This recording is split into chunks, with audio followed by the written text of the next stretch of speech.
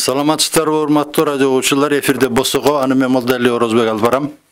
Байланыш телефону 680606. Бүгүнкү берүүдө миграциядагы радикалдашуу, Кыргыз Республикасынын тышкы жактардагы тыюу салынган диний агымдар жөнүндө талкуулайбыз. Студиянын коноктору Ички иштер министринин миграция кызматынын жетекчисинин орун басары Асанбаев Алмаз мырза жана экстремизмге жана мыйзамсыз миграцияга каршы аракет кылуу кызматынын теология жана методикалык камсыздоо бөлүмүнүн башчысы Бакиев Эрлан мырзалар отурушат. Саламатсыздарбы? Саламатсыздар, урматтуу угармандар. Бүгүнкү талкуубузду баштайбыз. Эми урматтуу адистер, билесиздер, акыркы жылдарда бул 2014-жылы болуп көрбөгөндө масштабка жетти миграция. 60 миллионго жакын адамдар миграцияга чыкты. Бул башка негиздеген аргасы болгондун себептери көп. Бул биздин темабызга азыраак тиешеси бар, бирок бул кырдаалды экстремисттик уюмдар өз кызыкчылыгына пайдаланып жаткандыгы белгилүү. Бул маселе боюнча биздин мекендештерибиздин абалына токтолсок, бул биздин Кыргызстандан сырткары жакта миграциядагы жарандарыбыз көп. Ошолордун акыбалына ушул маселе тиешелүүбү жокпу, ушуну да биз талкуулайлы деп отурабыз. Ошон үчүн биринчиден кандай биздин бул проблема бизге тиешеси бар. Ушул жөнүндө кимиңиздер баштайсыздар, баштайсызбы же сиз баштайсызбы? Мен эгер мүмкүн болсо кыскача бир мындай кириш сөз катары айтып кетейин. Мигрант деген адам бул ушул административдик чек аралардан кечип өткөн адамды биз мигрант дейбиз. Булар ички жана сырткы мигрант болуп бөлүнөт. Эгерде биз мисалы Кантта жашап Бишкекте иштеп атсак, бул миграцияга таандык. Анткени биз Бишкек менен Чүй областынын ортосунда болгон чек араны кечип өтүп атабыз. Эртең менен 2 жолу өтөбүз. Биз демек мигрантпыз. Миграция бул кайсыл жерге биз орун албайлы, кайсыл жерге жылбайлы, бул жашообуздун бир ушундай бир чоң бөлүгү. Анткени кыргыздар өзү дагы көчмөн болуп келген өмүр бою. Бүгүнкү күндө ошол биз ата бабалардын жолдору менен басып жүрөбүз. Демек, жалпысынан миграцияны, эгерде миграция жана өнүгүү десек дагы туура болот. Миграция жана адамдардын шартын өзгөртүү, оңдоо десек дагы болот. Миграция жана радикализм дагы десек болот. Миграциянын мындай тармактары көп. Ошондуктан бүгүнкү күнү бир гана мындай тармагын биз карап атабыз. Жалпысынан айтышым керек, чет өлкөдө бүгүнкү күнү 700 миңге жакын биздин жаран эмгектенип, ошол окуган окуп, иштеген иштеп, дарыланганы баргандар, эс алганы баргандар, ушундай чоң агым дайыма болуп турат. Бул агымдардын туруктуу саны ошол бириси кетет, бириси келет, бирок орто эсеп менен 700 миңдин тегерегинде биздин жарандар ошол жакта. Эми мунун көбүнчө басымдуу бөлүгү бүгүнкү күнү Россия Федерациясында ушул радикализация боюнча дагы, радикализм боюнча дагы Россия тарап менен иштер жүрүп атат. Мисалы бул Кыргызстанда болгон мындай таанымал биз билген, эгерде ушундай радикал адамдар болсо маалымат алмашып, аларга атайын өзүңүздөр билесиздер, 2 жылдын ичинде атайын иш-чаралар дагы көрүлдү. Бул эми кайсыл маселеден курчуп, ушул коомдо дагы талкууга алынып, атайын кызматтар дагы буга көңүл бура баштаганы ушул Санкт-Петербургдагы 2015-жылы жардыруу болду, билесиңер, метродо. Ошол жерде исламдык фактор менен байланышкан, исламдык радикализм менен байланышкан Кыргызстандын жараны ошол жерде жардыруу кылгандан кийин буга өтө көзөмөл боло баштады дагы. Ушул изилдөөлөр дагы болду. Изилдөөлөрдүн негизинде биз эмнени көрдүк? Бул көп учурларда биздин жарандар чет өлкөгө барганда мындай жаамат, кичи жаамат болуп жашап калышат. Өзгөчө эгерде эки бөлүнүп, эгерде бул кыздар, аялдар болсо өзүнчө үйлөргө ижарага алып, батирлерде туруп, эркек балдар болсо өзүнчө туруп. Ошонун арасында балдардын баардыгы тең, бир бөлмөдө 3-4 жашаса, 2 бөлмөлүүдө 8-10 адам жашаса, демек булар ушул 10 адамдын ичинде коомунда, ушундай кичинекей коомунда бири-бири менен гана байланышып, сырткы мындай чөйрө менен кыскара баштайт да алакасы. Анткени эртең менен эрте жумушка кетет, кечинде чарчап үйүнө келет, ошо сүйлөшкөн эле ошол 10 адамдын тегереги. Анан эгерде ушундай учурларда арасына атайын жанагы вербовщиктерди алдап, акча берип, жүргүлө Сирияга баралы же согушка барыш керек же болбосо исламды бурмалап, туура эмес түшүнүктөрдү берип, жихадка чакырган адам арасына кирип калса, бул калган 9 адам ошонун сөзүнө кирип кетиш өтө тобокелчиликти түзөт. Бул миграциядагы радикалдашуунун бир себептери ушул.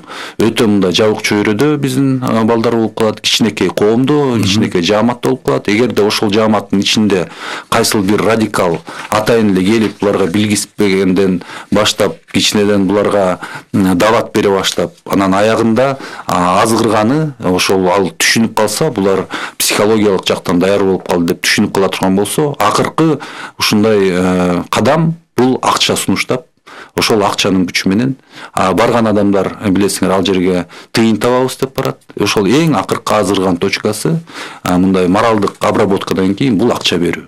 Анан мына атайын расценкалар бар. Эгерде бир адамды атып өлтүрсөң $200, значит. Эгерде машинени жагдырып саң $500. Эгерде ал танк болсо $1000, значит. Вертолет болсо $2000, самолет болсо $5000 деген расценкалар дагы бар. Анан ал жака баргандан кийин ушу акыйкаттуу турмуш деген бар. Мигранттардын көбү чет өлкөгө чыгып кеткен. Мына изилдөөлөрдүн негизинде Кыргызстандын өкмөтүнө көп ишене бербейт. Муну болсо ачык айтыш керек. Анткени алар ойлойт, мен Кыргызстанда жүргөндө эч кандай мага жумуш берген жок. Значит, мен кембагал болуп калдым, мага өкмөт караган эмес, ошондуктан мен мусапыр болуп жүрөмүн алыста. Нааразычылык бар. Ал нала бул бар. Эми бул нааразычылыктын себептери ар кандай. Мен ойлойм, бул көбүнчө баягы өзүнүн колунан өнөрү жакшы болбогон себептен, Кыргызстанда жакшы жумушка кире албай калган себептен, же болбосо ишмердүүлүктү алып кете албай калган себептер, өзүнчө бул себептер. Бирок нааразычылык кийин келип ушул өкмөт күнөөлүү дегенге көбү ушундай ой жүгөрүшөт да, ошол маалда мына силердин өкмөтүңөр дагы силерге көңүл бурган эмес. А эгерде ошол игилге барсаңар, ал жерде жалгыз гана акыйкаты менен, Кудайдын жолу менен, значит, Курандын шарттары менен жашоо болуп атат деген ушундай азгырыктардын негизинде биз ушул биздин жаштар алданып ал жака барып курман болгонун дагы биз көрүп атабыз. Эми бул жаштардын андай деп ойлогонуна дагы негиз бар. Себеби дегенде Кыргызстанда башка мамлекеттерге барса жумуш табылып атса, айлык шарты жакшы болуп атса, анан кийин алар да ойлоно баштайт да. Бизде эмне үчүн ушундай шарт түзүп бербейт буга деп. Бул ошол туура. Бул эми бул ой, мындай ой бар, бирок мен айтат элем, бул кыска ой. Бул албетте кыска. Жаштар бул турмуш тажрыйбасы жок, туура.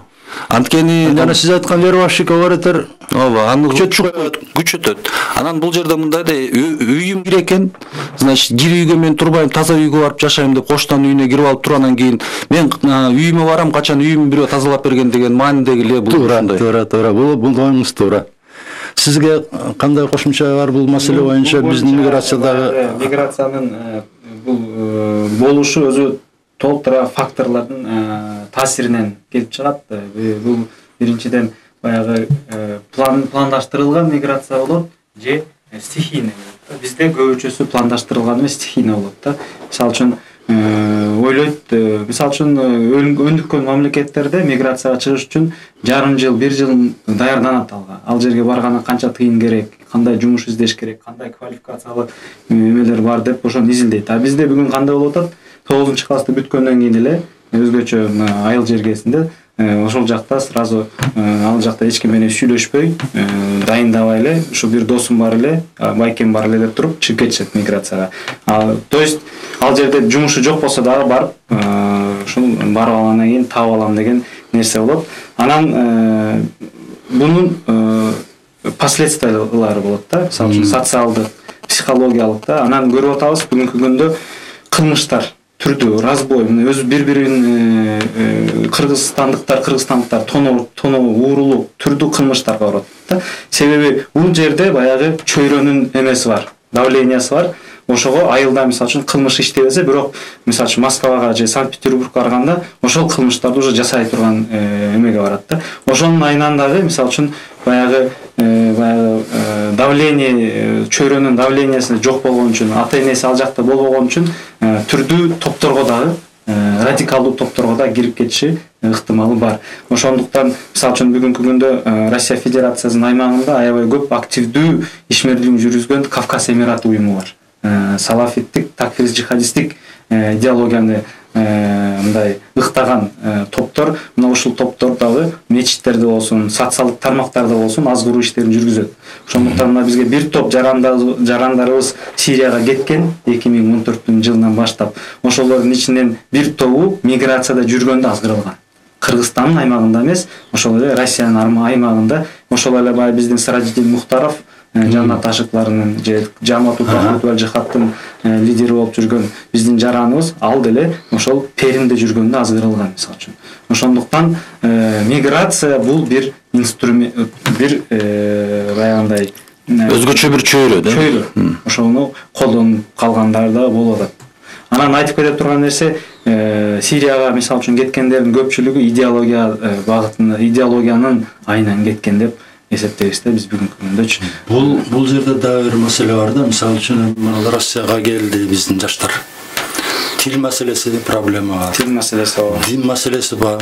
Проблема идентичность чыгат да ошол жерден. Анан айла жок, өзүнүн окшошторду издей баштайт.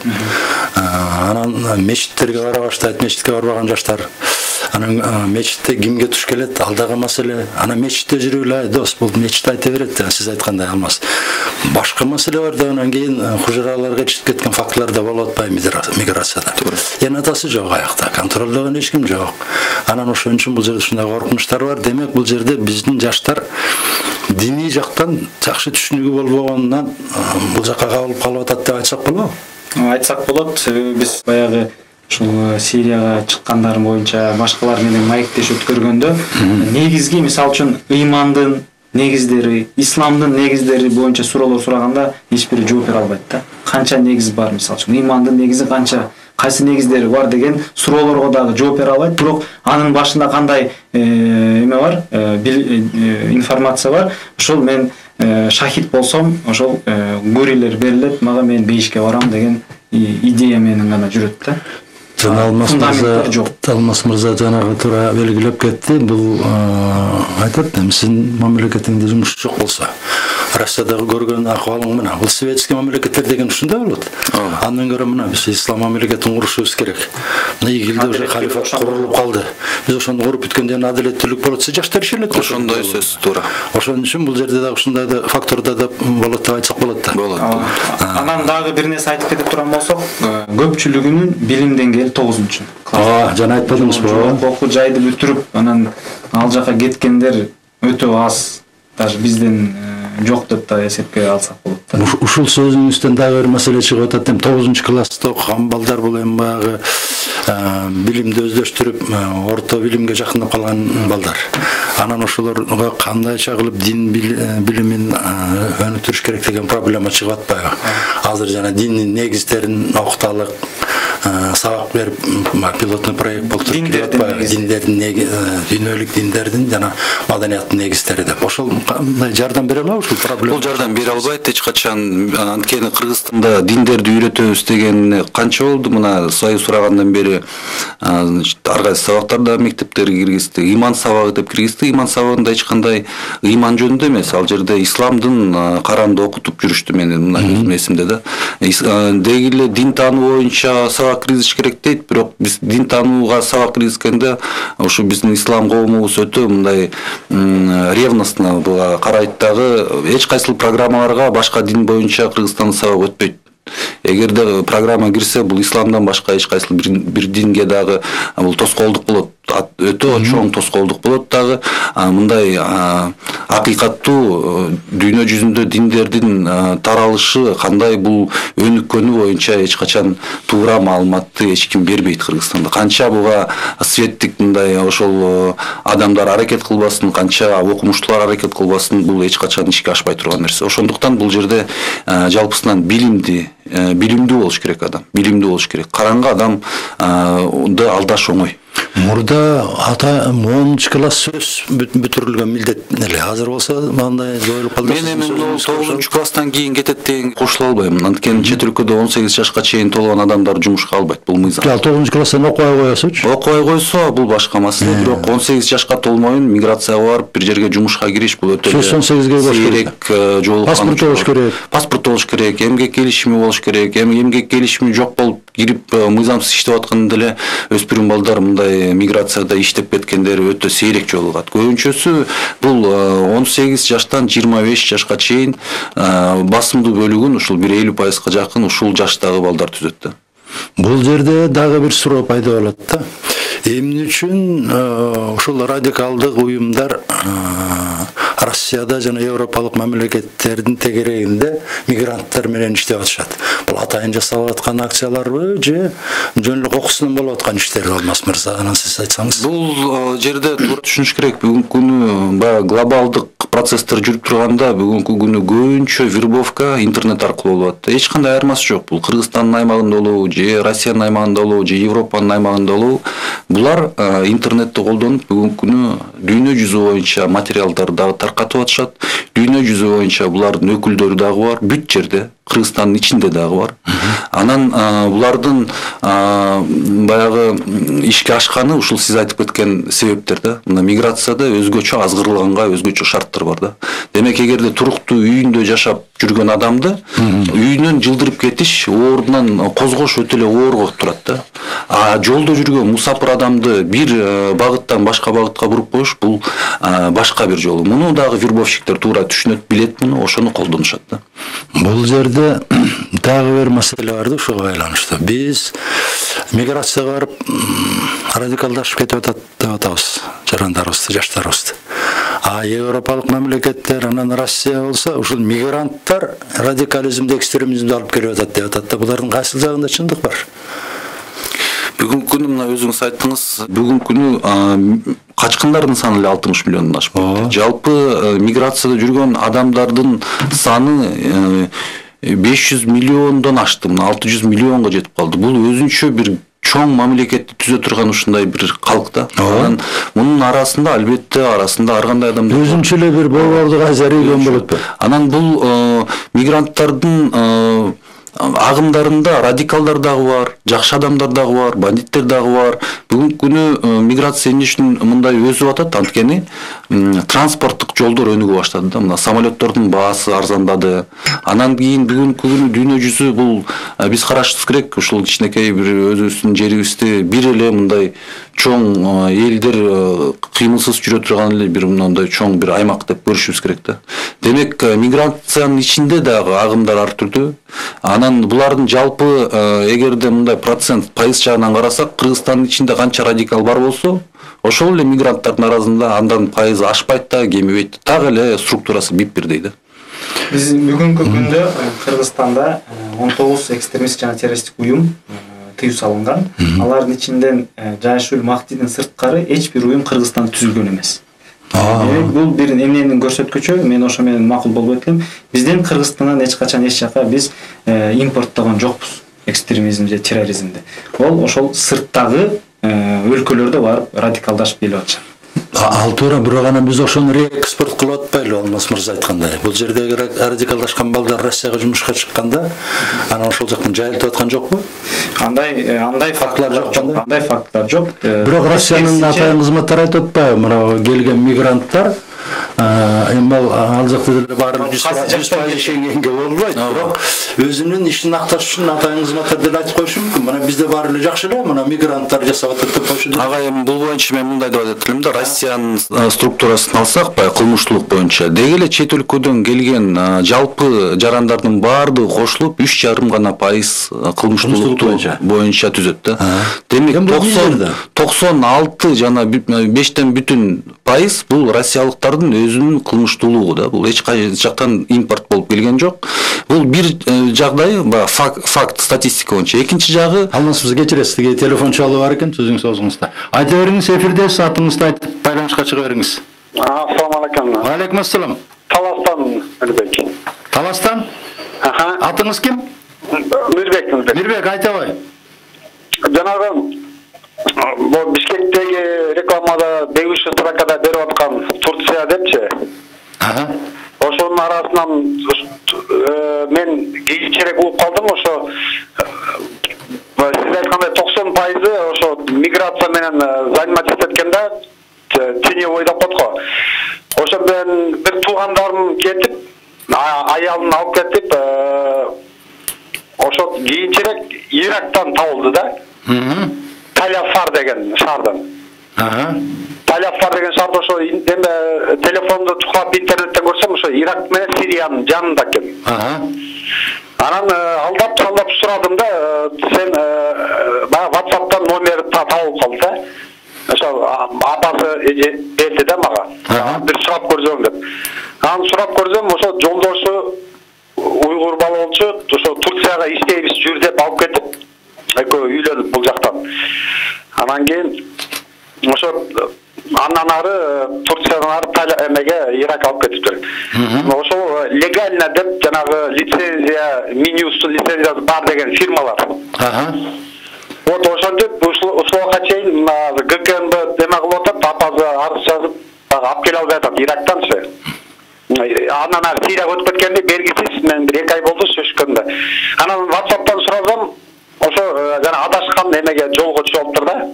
Исламдын радикалган бир мындай суроолорду берсем, уже тиги эменин сөзүн сүйлөп калыптыр. Жана игил деп коет, не деп коет. Ислам мамлекетин. Ошол жактын сөзүн сүйлөп калыптыр, уже башы айланып калыптыр да. Анан кийин вот ушундайлар билбейм, мен эле тааныштарым ушундай болуп атат, башка тааныштар канча кыргыздар кетип аткан белгисиз. Ошо жана легально деп жазган Минюсту уруксат берип аткан. Сурооңуз түшүп болду. Ошо кандай ойлойсуз? Бүгүнкү күнү Турцияга кетип аткан биздин мигранттардын агымы жылдан жылга көбөйүп атат да.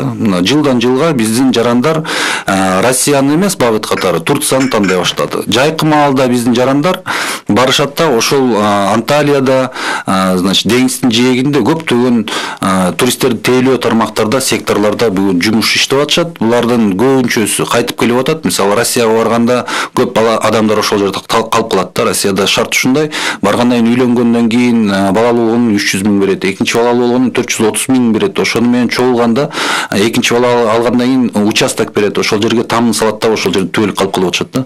Турцияга баргандардын кайтып келиши абдан чоң. Демек, биз үчүн ушул Турция багыты маанилүү, анткени биздин калкты биз кайра Кыргызстандан келе турган шартта жөнөтүшүбүз керек чет өлкөгө. Анан бул лицензия алган компаниялардын саны бүгүнкү күнү 45 жакын. Мага так айтсаңыз, кайсыл компания аркылуу кеткен, мен муну болсо чакырып алып туруп өзүнчө сүйлөшсөм, анткени мен билгендер боюнча бул компанияларды да колдонушу мүмкүн. Булар алып барат, жумуш ордун таап берет. Ал жерден жумуш ордунан эгер адам өз ыктыярдуу мен чыгып кетем дей турган болсо, ал компания алып барып жумуш таап берген компания ага эч кандай тоскоолдук кыла албайт. Анткени адамдын эркиндиги бар, адамдын укугу бар, адамды бир жерге байлап коюп иштеткен болбойт да. Бул бир жагы. Үчүнчү айта турган маселе ушул сиз козгогон мындай жагдай боюнча Турция Сирияга кеткен Кыргызстан жарандарынын басымдуу бөлүгү Турция аркылуу киришет. Турцияга безвизовый режим. Телефон чалынып алып улантасыз. Айта бериңиз суроңуз. Айта бериңиз. Турцияга киргенде безвизовый режим бар, визасыз киребиз дагы. Турция менен Сирия чектеш. Сирия менен Турциянын ортосунда, значит, чек арада мындайча кашада айтканда жыртыктар бар. Ошол жыртыктар аркылуу агып киришет сүзүлүп. Андан башка жол бүгүнкү күнү жок. Айта бериңиз суроңузду, атыңызды айтып. Саламатсыздар. Алейкум ассалам. Мындай суроом бар эле. Мына акыркы кезде Каяктан чалып атасыз, атыңыз ким? Атым Улан, Бишкек шаарынан. Улан, айта кой. Акыркы кезде азыр жума сайын, ай сайын жүргүчүлөрдү карап жатышат. Бул биз үчүн кандайдыр белгиси барбы мындай? Иги болуу, башка организация болуу, ушу бизге мындай бат-баттан өзүнүн кишилерин жөнөп жатат да. Бул Кыргызстан ичиндеги болгон миграциябы же кирип жаткан кандайдыр бизге бир белги берип жатабы? Рахмат Улан суроңузга. Кимиңиз жооп бересиз? Бул боюнча айтып кете турган болсок, бул азгыруучулар бул өзүнүн ишмердүүлүгүн эч качан токтоткон эмес. Башынан бери бар бүгүнкү чейин жана жогоруда да айтылып кетти, бир гана физикалык түрдө азгыруу эмес, интернет аркылуу да азгыруулар болуп жатат. Ал боюнча бизде ыкчам иликтөө иштери жүрүп жатат. Кандайдыр бир аракеттер болсо, ошону ошо ордунда чечкени жана аларды кармоо боюнча иш аракеттер жүрүп жатат. боюнча эч кандай маселе жок, кооптонуу да болушу мүмкүн эмес. Рахмат, дагы ошо айтат, азыр 1 мүнөткө кабыл алып коелук. Айтабай, сураңызды. Саламатсызбы? Саламатсызбы. Канчадан чыгат Амандуу Каныбек? Отам Каныбек активный слушатель. Айтыңыз. Жок, мына силер туура айтып атасыңар. Себептерин баарын айтып атасыңарчы. Жумуш орундары жок деп атасыңар. Жанагы мектептен 9-класс бүтүп эле кетип атышат деп атасыңар. Пулча кетип деп айтып атасыңар. Баарын жакшы айтып атасыңар. Эми ошону эмне чечиш керек деп бул маселеничи. Көп жылдан бери айтылып келет, сөз боюнча калып калат. Ошол учурда мына биздикилер саны көбөйүп атат кетип аткандарчы. Bir nesi жасабаса болбой калды. Мына мен эсимде 5-чакырыштагы депутат Эргал Кадыралиев деген бар эле бир жакшынака бир мыйзам долбоорун киргизди эле. 21 жашка чейин биздин кыргыздын кыздарын чыгарбайлы депчи бу жерден. Эң негизги мына биз мойнубузга алышыбыз керек да. Себеби мына биз уже баягы уялбай айтышыбыз керек. Бизде Кыргызстанда матриархат депчи. Азыр эркектер эмес, аялдар жагынан абдан көбөйдү ушундай вербовка деген нерсе. Biz uşunu göz cümkül atabız, unkmasını bilmeksen bor atabız. Azır emisallar gelip alıp bizden kız gelinleri de güttü atat koyunca. Anan daha bir neyse, Orozbek Bonsa, siz bu strukturada iştegeniz bilesiz da. Bana jana Mutak Halim'in başçısı Cemal frontta kızı degen var. Ошол канчалык чет мамлекетке барып, өзү барып, чет мамлекетке, тиги Араб жарым аралын полностью кыдырып келип Америкага чейин барып келди. Ошо келгенден кийин анын көзү ачылды, бу жерде түшүндү, биз бу жерде туура эмес иштеп аткан экенбиз. Ошо ислам деселе бардыгы эле баягы кыргыз барыбыз эле баягы эмет кеттик деп берилип кеттик. Ошо исламдагы ар кандай болуп турбай деп мына азыр башкача сүйлөп атат, жакшынакай нерселер кылып атат. Ошон үчүн мен ойлойм да, Орозбек акыркы сөзүм мынакей. Бизде шашпаңыз. Бизде бу жерде активныйлар бар да, биздечи аялдар бар. Ошолор деле бир 10 чактысын чогуп туруп, ошо Жамал кыз менен кошуп туруп, эслерде барып көзүнөн ачылып келсинчи. Барыбыз эле мусулманбыз, бирок мусулман деген ар кандай болот деп Кыргызстандын келечегин ойлогула. Халифат дегендерди токтоткула, жана эмиссарлардын акчасын токтоткула дегенде эле жана саясатчыларга азыр партияларга акча алган уруксат жок да, туруп тыюу салынган. Ошондон эле бизди мына дин жагынан дагы токтотуш керек деп мен качанга чейин ушу арабтар акча берип койсо алдан эле жүрөбүз. Арабтын ар кандай бар жана рахматылык жана Мурат Алажы айтты эле, силер араб мусулман десилер ойлогула, ошолордун баары эле келип жыргатып кыргызды жыргатып беребиз деп айтып атат деп, сак болду деп айтты эле. Ошон үчүн мен силерден суранам, себептерин силер жакшы айтканы бар. Мен иш кылыш керек. Алмаз Мырза, особенно сиз миграцияны көптөн бери иштеп атасыз. Сөздөн ишке өтпөй атасыңар. Рахмат.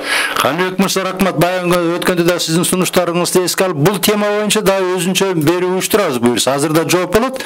Анан ошо кыз келиндердин арасындагы маселелер боюнча атайын уюштурабыз. Рахмат сунушуңузга. Жана сурооңузга азыр жооп аласыз. Бул жерде 3 нерсени мен белгилеп кетет элем. Мына Каныбек байке жакшы айтты.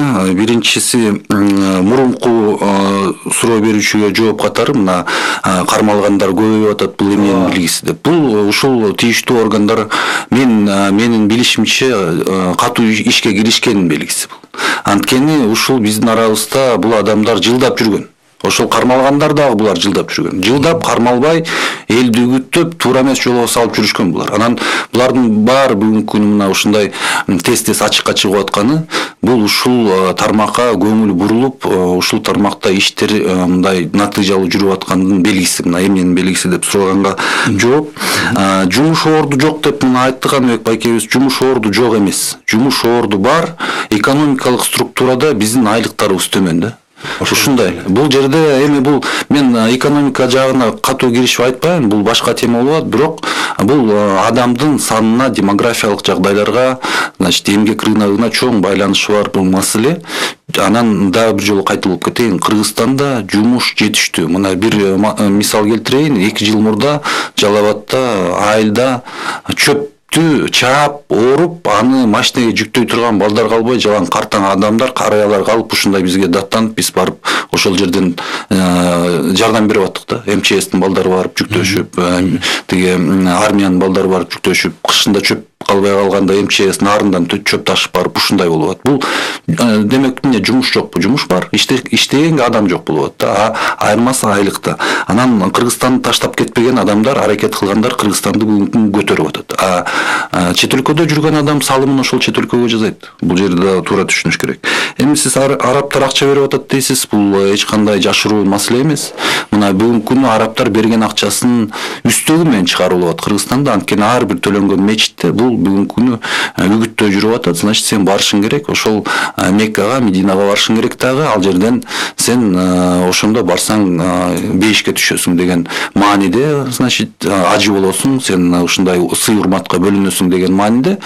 Булар мечиттин акчасын беришет, мечиттин ичинде ушундай үгүттөө иштерин жүргүзөт дагы, анан кийин визадан, авиа билеттен, адамдар баргандан кийин ошол жерде Меккага катышкандын каражатын, ал жерде союш, малдын союшу курмандыкка берген. Ошонун баарынын артынан 10 эсе чыгарып алат. Бул эч кандай бул элге мындай туура багыт берүү эмес, бул бизнес да. Ушул бизнеске айланган. Бул жерде чоң каражаттар бар. Муну дагы бүгүнкү күнү жокко чыгарып коюш өтө эле кыйын маселе болуп калды. Азыр бир сурооңузду бере бериңиз.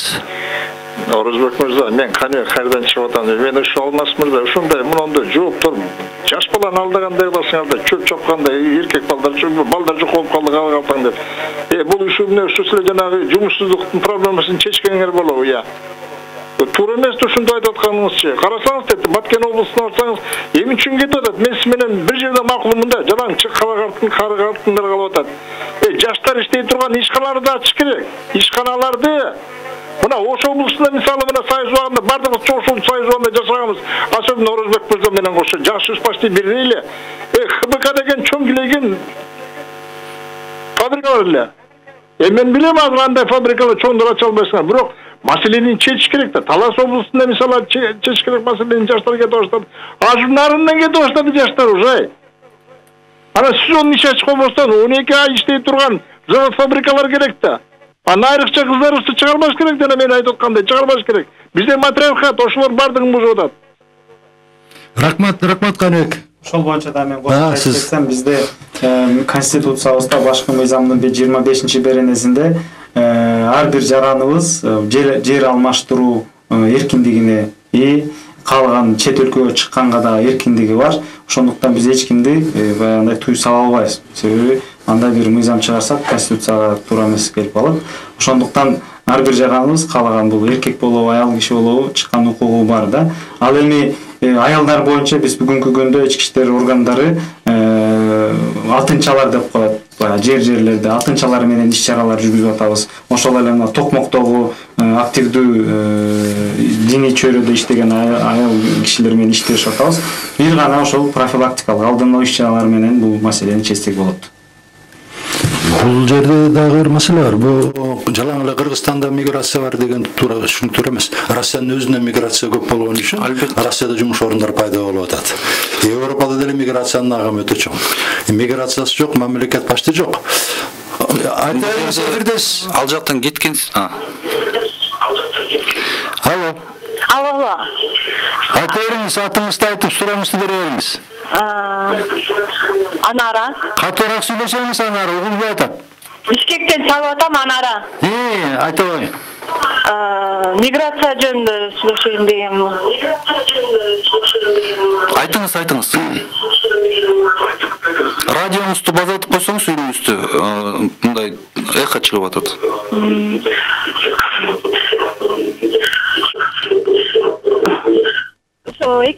Анара, сураңыз.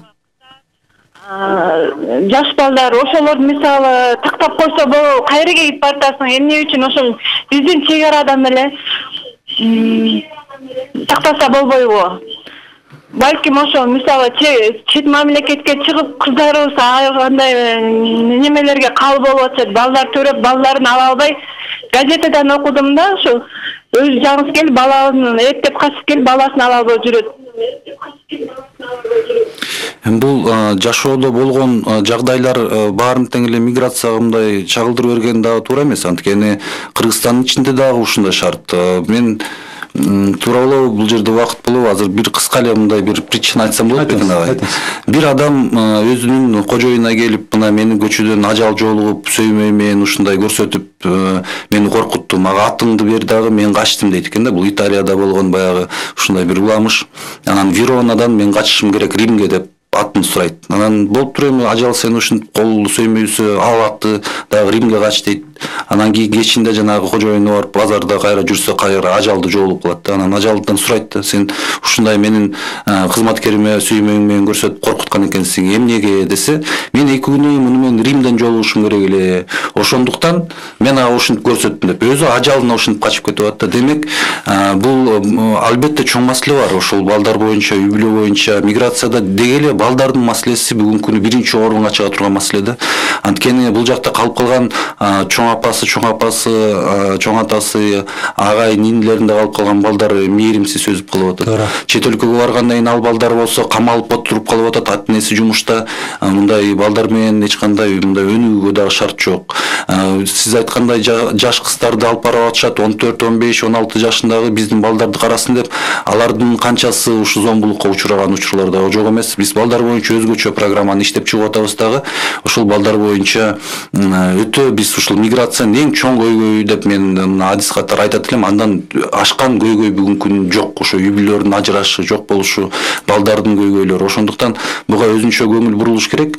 Кошулат элем мына айтылып кеткен сөздөргө, эмне үчүн гана кыздарды гана биз мындай өзгөчө айтышыбыз керек чыкпасын деп. Жалпы миграцияда кыздардын бөлүгү, мына жаш кыздардын бөлүгү болгон 14%. Эгерде 35 жаштан үйдө карай турган болсок, анда аялдардын 48%-ын түзөт ушул жашында. Биздин жаш кыздарды ансыз эле жөнөтпөйт ата-энеси чет өлкөгө. Ансыз эле булар аз. Анан барганы эми буларга чектөө коюш бул мыйзамга туура келбейт. Аны Райым айтып атпайбы, чек арадан эле кармап, текшерип, анан жибербей коебу деп. Анан бул башка проблема да. Эми адамдын деңгээлин чек арачы ошол жерде канчалык бул өзүнө зирек, канчалык бул маалыматты кеңириби же жокпу деп чек арачынын 2 минут убактысы бар. Чек арачы очередке туруп келип чек арачыга келгенден кийин чек арачынын убакыты чектелген. Сиз менен сүйлөшө турган 2 гана минут убакытта бул болсо печать кылыш керек, текшериш керек, паспорт текшериш керек. Андан башка чек арачыга эч кандай биз доомат кое албайбыз. Булар жыл сайын 8 миллион адамды чек арадан өтүп аткан 8 миллион адамды тейлеп атышат. Булардын кызматы дагы чоң. Бизде дагы бир маселе талкууга алалык, урматтуу эксперттер.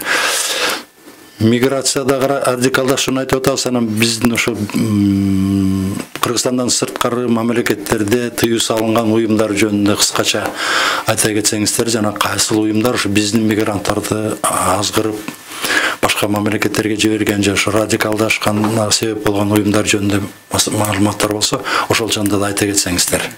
Бүгүнкү күндө постсоветтик өлкөлөрдө өзгөчө СНГнын аймагында 50-ге жакын уюм тыюу салынган, экстремисттик жана террористтик уюм.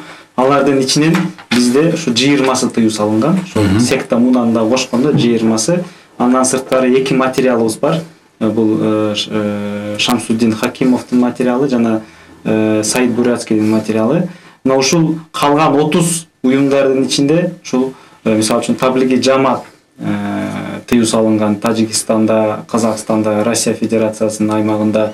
Андан сырткары бир топ уюмдар бар, Кавказ Эмираты бар, Россияда аябай көп чоң ишмердүүлүк жүргүзгөн. Ошол менен биргеликте айта кете турган болсок, кээ-бирки мына СНГ өзгөчө Орто Азия мамлекеттеринде салафиттик идеологияны тыюу салып койгон.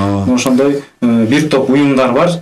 Анан сөзсүз түрдө алардын мисалы үчүн Таблиги Жамаат болсун, агым жамаат же башка уюмдар бизде тыюу салынган эмес. Ошонун бир эмеси бар, разницасы бар. Бул жерде жанагы ошол уюмдардын биздин жарандарга көрсөткөн таасирлери боюнча данныйлар бар миграцияда жүргөн жарандарга. Кайсы уюмдар көбүрөөк таасир кылгандыгы же бул жөнүндө маалыматтар жок? Кандай таасири болушу мүмкүн? Мисалы үчүн Таблиги Жамааттын ошого таандык бир топ китептер, мисалы үчүн Амали Дават, Мальфузат, Мечит абад кылуу деген литературалары бар. Бизде тыюу салынган эмес. Мисалы ошол китептер менен кээ-бирки биздин жарандарыбыз билимсиздигинен, аны билбегендиги үчүн жанын алып кетишет миграцияга. Россияга барганда ал жерде как эме катары экстремисттик материал сактоо катары аларды жоопкерчиликке тартып коюш мүмкүн. Ошондой терс таасирлер болуп калышы мүмкүн. Эми дагы бир маселе да, ушул жакшы мисалдарды айтып, жакшы маселелерди козгоп бердиңиздер, урматтуу эксперттер. Ушул ситуациядан чыккандын кандай жолдору бар? кандай кылганда чыгышыбыз керек, эмне кылышыбыз керек деген маселе жөнүндө да бир аз оюңуздарды айтсаңыздар.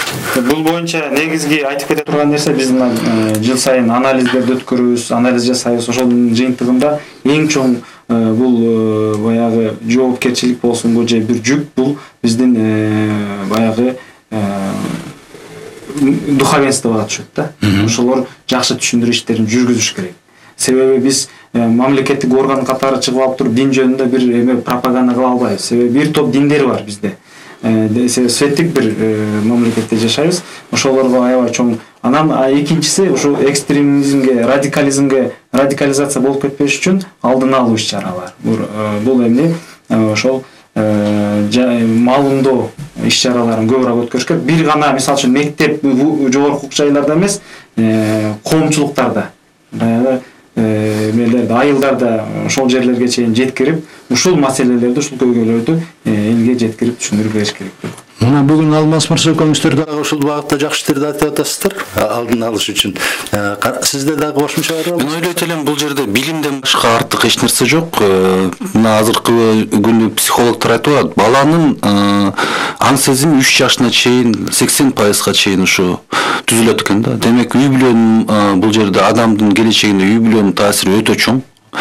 Үй бүлөдөгү адамдарды үйрөтүш, бул аларга туура маалымат бериш, бул өкмөттүн кызматы деп мен терең ишенем. Демек, бүгүнкү күнү өкмөттүк органдар бул маалыматты туура берүү боюнча иштерди алып барыш керек, күчөтүш керек. Маалыматтын өзү эмнеде болуш керек? Маалыматтын өзү деги эле дүйнө жүзүндө адамзаттын ичинде дин кайсыздан башталган, ошол дин кандай өнүккөн, эмнеден эмне алып келген, авраамдык диндерде, ошол христианстводо, исламда, значит, иудаизмде бул бири-бирине кандай таасири болгон, иудаизмге шумерлердин диндери кандай таасир эткен, ушунун баарын тең. Мына биз Нух дейбиз, Ной дейбиз, Заратустра бар. Бул Нойдун уламышы бул Библияда эле эмес, Коранда эле эмес. Ошол эле биз көрүп атабыз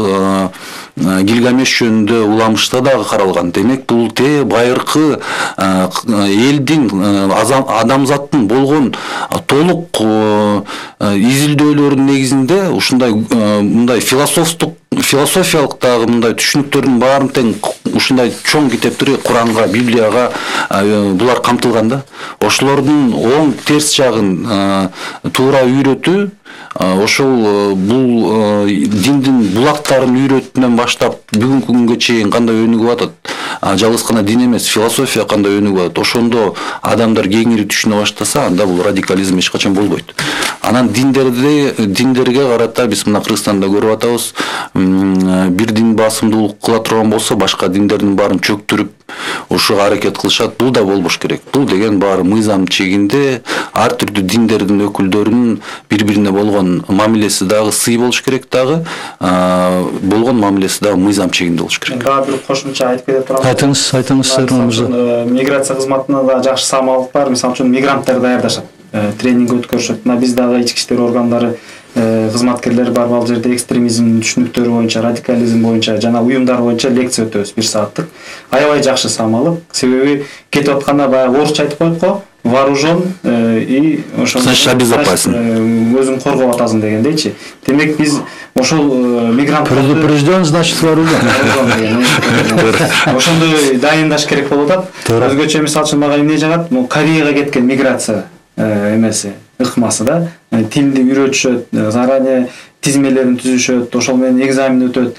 Мына ушундай кылып биз чыгарсак, мигранттарыбыз дагы барган жеринде бизди да уят кылбай, туура эмес жолдорго да түшпөй, туура эмес идеологияларга кирбейт деп ойлойм. Бул маселенин актуалдуу болуп аткандагы бир себеби бар. Борбордук Азия экстремисттердин, террористтердин поставщиги болуп калды деп батыштын мамлекеттеринде деле макалалар чыгып атат. Россияда деле болгон күнөөлөрдү бизге аударып атышат. Бирок Россиянын өзүнөн деле экстремизм, терроризм биздин региондорго келип атат. Мына Казакстанда болгон окуялар, башка маселелер. Ошон үчүн бул мына сиздер Алмаз мырза, Этлам мырза туура айттыңыздар. Азыр глобализациянын шартында ким күнөөлүү, ким каяктан келди келди дегенди аныктап табыш кыйын. Азыр ушул жерден отуруп эле бирин-бири чакырып эле азгырып эле кетип калып атпайбы. Ошон үчүн жанагы биринчиден исламга туура тарбиялаш керек, экинчиден билим бериш керек. Ошол боюнча реформалардын жүргүзүлүп аткандыгы туура деп ойлойбуз. Дагы айта турган сөздөрүңүздөр болсо айтыңыздар 1 мүнөттөн. Ошон менен биз дагы жыйынтыктайлык. Мен түздөн-түз ушул угармандардын баарына кайрылат элем. Миграцияда четке чыкканда, четке чыгып атканда кеңири маалымат алып чыгыңыздар чет өлкөгө. Бул маалыматтардын баардыгы биздин сайтта бар.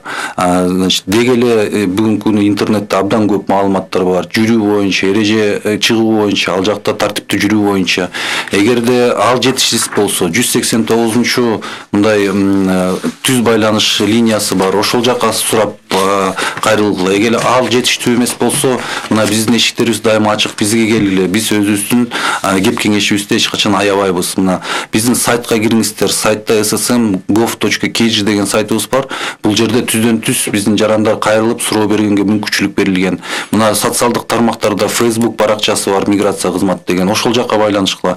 Бул байланыштар аркылуу күн сайын жүздөгөн адам бизге чыгат.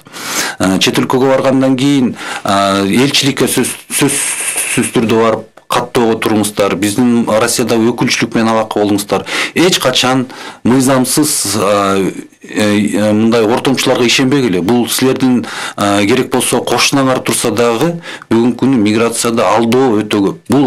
Бул алдоо системасы миграцияда өтө өнүгүп кеткен. Адам сатуу бүгүнкү күнү курал жарак сатуу, наркотик сатуудан кийин эле 3-чү орундагы пайда алып келген ушул адам сатуу. Муну туура түшүнүп билип жүрүңүздөр. Эч качан бирөөгө четке чыкканда ишенбестен түздөн-түз мамлекеттик гана органдарга кайрылгыла. Мамлекеттик органдарды бул жакта каралуу өтө көп. Силер барсаңар эч нерсе кылбайт, силерге жардам бербейт деген сөздөрдү силер көп угасыңар. Мунун баарын тең каралап аткан мүмкүн кээ бир кызматкерлер шалакылык менен иш алып барып аткан мен баштан тартпаймын. Мүмкүн мындай дагы бар. Бирок көбүнчөсүн мен байкап атам. Муну ошол ортомчулар элди өзүнө азгарып, элди алдоо үчүн ушундай каралап, расмий түрдө барып кайрылбастан ошолорго расмий эмес төлөмдөрдү берип, ошолордун кунун жеш үчүн бул айтылган сөздөр. Рахмат сизде. Мен айтып кетелем, динге кызыккан биздин өзгөчө жаштарыбыз көп. Эгерде кандайдыр бир маалымат издешсе, сөзсүз түрдө баягындай официалдуу булактардан издегени аракет жасасын. Муфтияттын сайты бар, Насат медиа болсун, же башка, мисалы үчүн Россиядан ошол видео роликтер көрөбүз десе, Шамиль Алаудинов сыяктуу аалымдардын видео роликтерин көрүшсө, ошондо жакшы болот да. Анан ошол менен биргеликте бизде мына 1592 деген кыска номер бар. Ошол жерде дин багытында болгон консультация алса болот. Теологдор, юристтер отурат. Ошол жерге да чалып билишсе болот түрдүү маселелер боюнча. Эң негизгиси официалдуу булактардан жана официалдуу мисалы үчүн мечиттен билим жана маалымат алган аракет жасаш керек. Урматтуу Алмаз мырза, Эрлан мырза, сиздерге кызыктуу маектериңиз үчүн рахмат. Мына жаштар азыр баарынын колунда телефондор бар, WhatsApp менен сиздерге байланышка чыгып эле сурап алса болот. Консулствону таппай койдук. Ал бул деген бул шылтоо маселе негизи. Россиянын аймагында тиешелүү элчиликтер бар, консулчулуктар бар. Анан эми мындан ары дагы ушул айтылган сөздөр боюнча сиздерге дагы сунуштар айтылды. Анан жанагы жумуш жок, анан деген маселе, бул эми жумуштук маселеси, иштегиси келген адам өнөрүң болсо өргө чап деп кыргыздар мисалы эле жумуштап иштесе болот. Бирок эми миграцияны тыйып койгон туура эмес. Каалаган жагынан барып иштеп келишсин, миграция барып көрүп келсин, тажрыйбасын алып келсин. Мунун жакшы жактары дагы көп. Анан жанагы радикалдашып кетип аткан маселе боюнча албетте бул жерде суроолор бар. Ошон үчүн мына бүгүнкү маселе абдан пайдалуу болду, пайдалуу сөздөр болду. Сиздер менен дагы буюрса да жолугабыз. Рахмат. Сизге рахмат. Мен экинчи жолу жолугушуп атабыз. Рахмат сиздерге. Рахмат.